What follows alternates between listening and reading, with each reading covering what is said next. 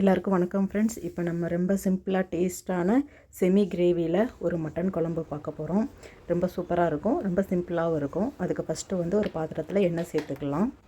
கொஞ்சமாக சோம்பு, 100 கிராம் சின்ன வெங்காயம் எடுத்து நல்லா இடித்து வச்சுருக்கேன். அதையும் சேர்த்துட்டு கொஞ்சம் கருவேப்பிலை சேர்த்துட்டு நல்லா வதக்கி விட்டுட்டு, இஞ்சி பூண்டு கொஞ்சம் சின்ன வெங்காயம் இதெல்லாம் பேஸ்ட்டாக எடுத்து வச்சுருக்கேன். அதையும் நம்ம சேர்த்துடலாம்.